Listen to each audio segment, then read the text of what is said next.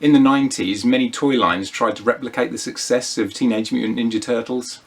Street Sharks, Biker Mice from Mars and Bucky O'Hare, to name a few.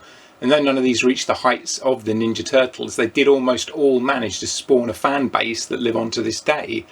But there's one franchise that didn't fare so well and has pretty much been forgotten about after just one wave of toys and one season of an animated series. Today I'm here to talk about the forgotten franchise of Captain Simian and the Space Monkeys.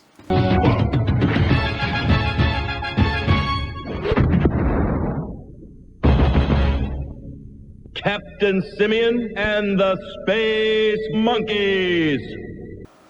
Some great franchise like Skeleton Warriors and Bucky O'Hare only had one wave of toys and one season of a cartoon each, and yet they're still fondly remembered today.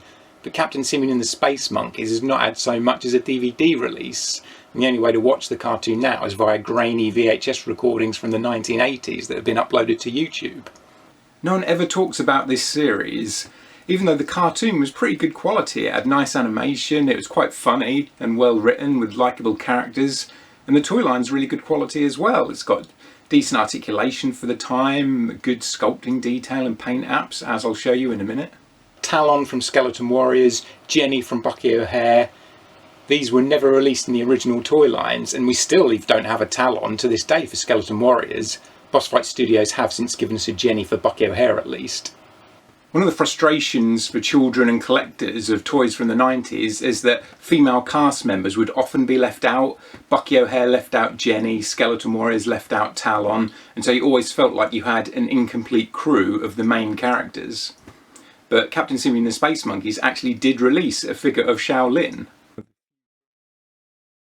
Even though they did include Shaolin in the line, she is still pretty rare, especially in the UK. So unfortunately I don't have her in my collection, but I really want to get her. And at least they did release her at all, unlike Jenny and Talon. We also got a really cool spaceship. This is the Primate Avenger. And it comes apart kind of like the Fantastic Car, which I'll show you in a minute. Then you've got the crew of Captain Simian himself, Spider, who comes with his own vehicle because he's such a small figure, Gorilla, and then Splitsie / Dr. Splits, this orangutan who has kind of a split personality.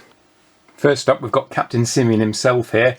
Now he comes with this grapple hook launcher, which you'd think would be spring activated, but actually it isn't. It just kind of pulls out. It's on a elastic bit of string there,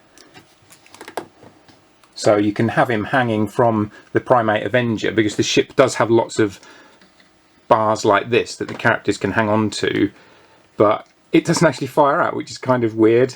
But it is still a handy weapon because it does interact with features on the ship, which I'll show you when I take a look at the ship in a minute. Now for articulation, he's got ball jointed shoulders and hips, which was reasonably rare at the time when these came out in the mid-90s. So you get quite a good range of motion. Same with the head. Is on a ball joint, so it will wiggle around, move forward and back, side to side, as well as obviously turning from side to side. So it's a really good quality toy line. There's a nice sculpt to it as well. And he comes with a pistol as well as the grapple launcher, which actually fits onto his boot as if it's in a ankle holster, which I really like. And then that just unplugs from there and will go into his hand there. For a close-up look at him and all the sculpting detailing there. So there's quite a bit of detail with sort of wrinkles and things put into his face, the way the hair's sculpted, all the lines in his jacket there, like pads on his elbows. There really is quite a bit of detail there.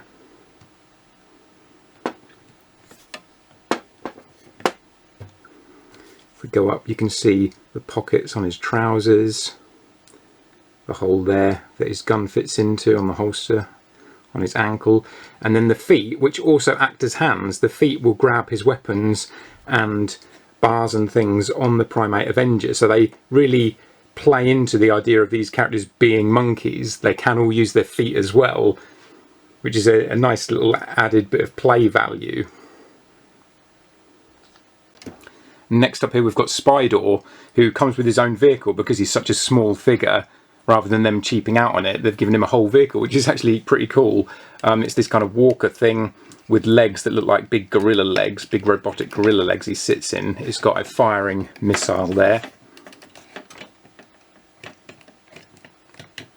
I think the spring's gone in mine because it's not going to go out.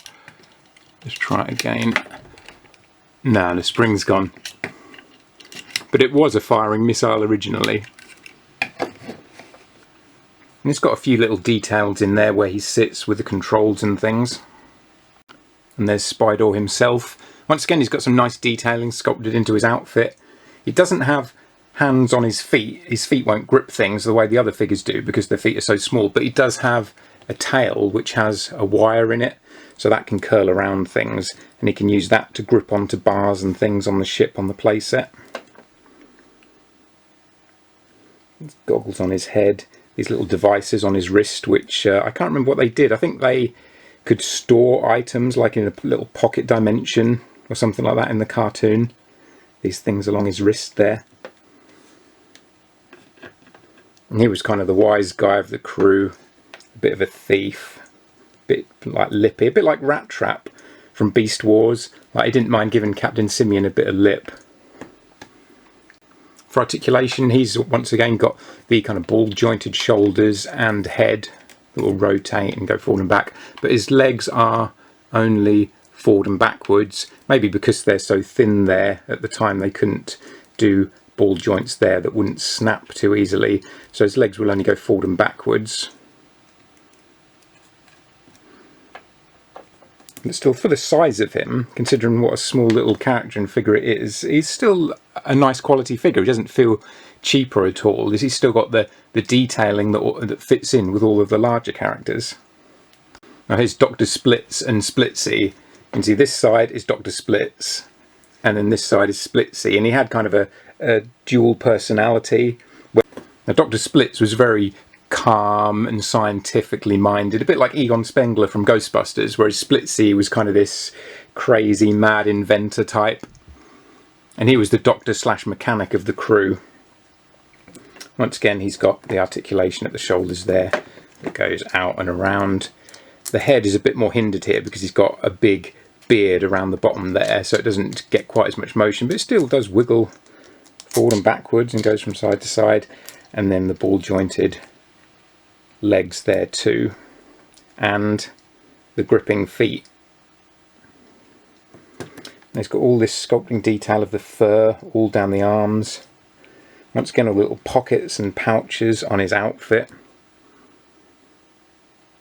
These really were great toys for the time.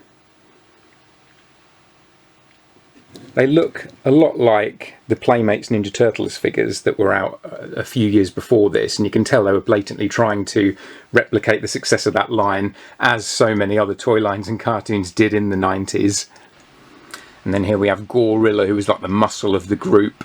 Even though he had a very gentle personality, he could mutate into this giant gorilla. I can't remember exactly why now. It did say there was an episode about it in the cartoon, and you could buy this huge toy of the gorilla that he would turn into, this like big monstrous gorilla.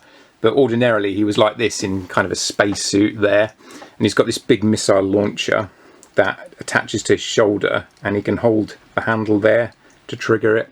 This is a firing missile. See if this one works. Yep, that one works well. It's got quite a good amount of power behind it as well, but that will just unclip from there. Then for the figure himself, quite often when you see these secondhand on eBay, the shoulder pads are missing because they do come off reasonably easily, which is a shame. I had to hunt around for quite a while before I got a complete one, but they move up and down so they don't hinder the articulation of the arms and those ball joints. The legs that go out to the side, same as all the others. But he's got a very tough look about him because he's so big. I mean, gorilla characters are always kind of cool. I always like the gorilla characters, like in Planet of the Apes. They're just something so big and brutish about them. Nice detailing on his spacesuit. This kind of really nice pale blue colour to his face. They're quite good paint apps on these as well. There isn't really any detail that feels like it should be painted that isn't. Like with a lot of toy lines, including Playmates Ninja Turtles, there would often be little details on those figures that weren't painted, which you could tell should have been. But on these, there really isn't anything like that. And now here we've got the Primate Avenger, which is something we didn't get for the likes of Bucky O'Hare, which is a more successful and well-remembered toy line, but we never got the Righteous Indignation, so I do like that we actually got the ship. And there's a special compartment for each figure. Unfortunately, I don't have Shaolin, but her and Spider go on these outer sections, which are both the same, and unplug. Captain Simian goes in the middle there, but the problem I do have with this is that I cannot get him to go in there with this completely going down. His head always sticks up in the way. I just can't get him to go further down than that, which is a bit annoying, because it means you can't close the cockpit there. But then Gorilla is in the middle section, which I'll show you in a minute, and then Splitsie is on the back here at the top. The two side sections with Spider and Shaolin in are really difficult to get off. They hold in there really tightly, and I always feel like I'm going to break it with all the pressure that I have to apply to pull these out. But to take the middle part here, you just press the button and it unclips, and then this comes off. And you can see Gorilla's in there. This opens up. And he sits in there. You have to take the shoulder pads off to get him in though, otherwise he won't fit. And his feet actually hold on to the controls at the front there inside. You can see he's got like a screen there, as well as the handles that his feet hold on to. On the top here, you just push this forward and Splitsie's section slides off. Now he just stands in the back there and his hands will hold on to these controls. So this control is a bit too far backwards. I just can't get him to go back far enough that he can reach that control and hold that control at the same time. See, I've moved him back so that this hand will go on there, but now that hand just can't reach that control. It just goes around the hand. But it's a good idea of having him stand there holding those controls. I mean, it would look good if it worked, but it's just a little bit out of the size. And because he's a bit too broad as well to go further back in there, that hinders it somewhat as well. But it's a nice idea and it still looks pretty good. He fits in there quite well. And on the side here, we've got these big missiles that fire out. As well as like a fin on the back here and some sticker details. This is kind of an odd looking vehicle on its own. It doesn't really look like something that would fly through space, maybe more something that would hover along the ground. Now, as well as having this compartment at the front for Gorilla to sit, if we move this along, you can also see that we have a door in the middle here that opens up, and you can see the figures will stand inside, and there are more of these bits here that they can hold on to. And the other side opens up as well.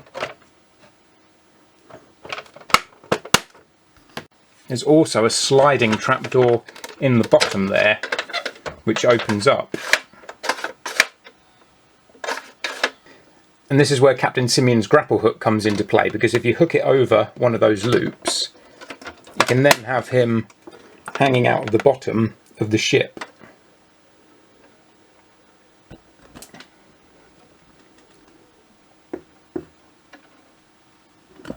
And now his spy door and his little ship that comes off the side. Now these are quite nice looking little rockets. I can imagine this whizzing through space, the big thruster at the back here. Quite simple, he just sits in there. There's even a hole in the back that goes into there for his tail to fit into, so that he'll fit in there nicely.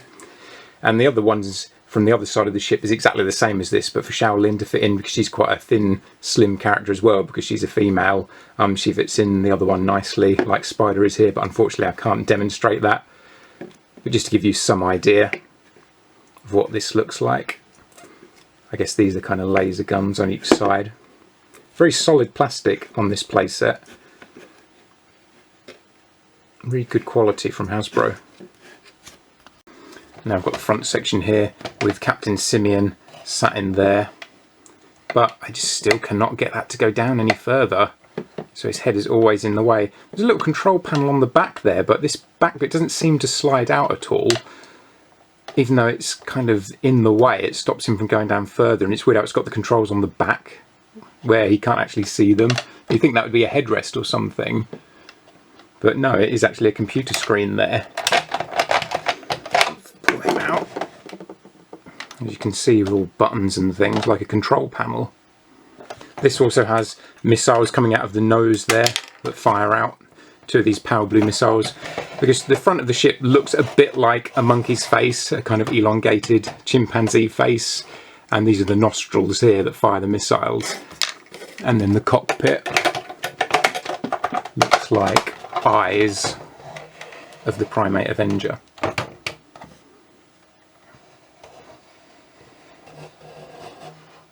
Some really nice detailing on the ship as well. It's a very traditional looking spaceship with the colour design, but given a bit of a monkey type spin with the face on the front. So it's got a unique look, but it's still kind of quintessential sci-fi spacecraft. All the detailing of the metalwork and that. So it feels like it could be a real ship with the level of detailing and that. Just a closer look at all the detailing of the ship. All metal plates and things, rivets, grills.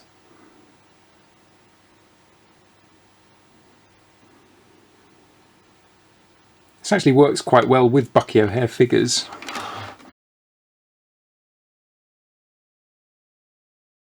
Some nice detailing on the back here with like the thrusters and the engine. And with all those handles that I mentioned earlier, you can have all the figures hanging off of the bottom of the ship as well. They'll hang by their hands, they'll hang by their feet, or in Spider's case, they'll hang by their tail. So it's really making a play feature of the fact that they're monkeys. Even though it's kind of a fun play feature that it all comes apart so that each character has their own vehicle, I do think it looks a lot better when it's all in one piece. A lot of the individual vehicle parts don't look that great. Gorilla's middle section just looks like a brick, and Splitsie's compartment that comes off doesn't really look like a ship. It looks more like just a seat, which is what it is when it's part of the main bulk of the spacecraft. But it is still a really nice piece, a really nice toy, really nice vehicle / play set. And it's nice that you can store all the figures in it, even if you don't want to put them in their individual sections. You can fit most of them in the middle part here, so it's good for storage of the toys and their weapons as well. So that's my look at Captain Simian and the Space Monkeys, a franchise cartoon toy line that really deserves more attention and more of a fan base that it has, because it seems to be pretty much forgotten by everyone except for me. So I wanted to put this video out there to try and raise awareness that this thing exists, even though I don't think anyone cares. But you can catch the cartoons on YouTube. Very grainy 90s 25-year-old VHS copies, but it is out there to watch for free if you feel like giving it a go. Anyway, thanks for watching everyone, and I'll catch you in the next video.